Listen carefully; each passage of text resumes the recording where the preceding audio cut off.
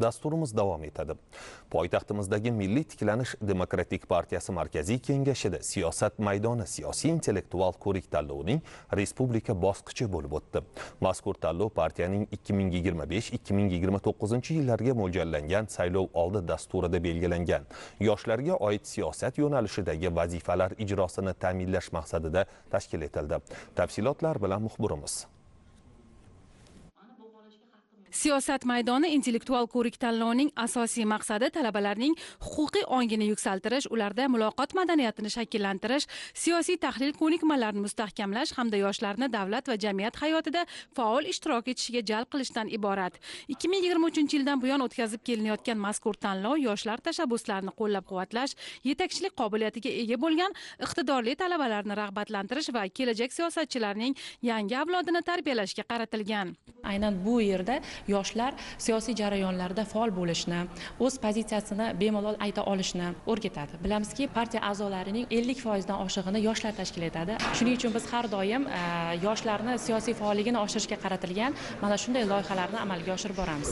Mazkur ko'rik tanlovda ishtirok etgan yoshlarimizning 10 dan ortiq takliflari Milliy tiklanish demokratik partiyasining 2025-2029 yillarga mo'ljallangan saylov dasturlarida o'z aksini topgan. Tanlovning joriy mavsumi 2 bosqichda o'tkazilib, unda qator universitetlarning faol yoshlari qatnashdilar.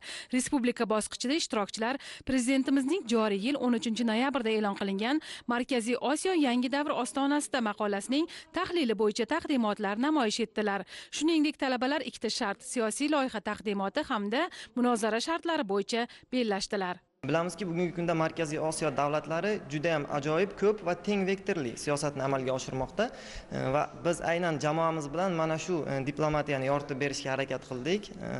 Bundan tashqari, Milliy tiklanish demokratik partiyasining faoliyatiga doir fikrlarimizni, o'zimizni tadqiqotimiz natijasida vujudga kelgan fikrlarimizni berib o'tdik. Unga ko'ra, mazkur partiyaning saylovoldi dasturlarini qanday takomillashtirish kerak? Bugungi kunda ommaviy axborot vositalari rivojlangan davrda partiyani ham ommaviy axborot vositalari bilan faoliyatini takomillashtirish, ko'proq jonli muloqotlarni yo'lga qo'yish bo'yicha o'z takliflarimizni berib o'tdik.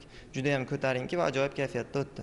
Shuningdek, jamoalar tanlov ekspertlar tomonidan taqdim etilgan keyslar asosida mamlakatimiz hamda xalqaro maydondagi dolzarb siyosiy jarayonlarni muhokama qilib, o'z tahlillarini hay'at a'zolariga namoyish etishdi. Darhaqiqat, global davrning muhim vazifalaridan biri ham zamonaviy, professional va salohiyatli yosh kadrlarni shakllantirishdir.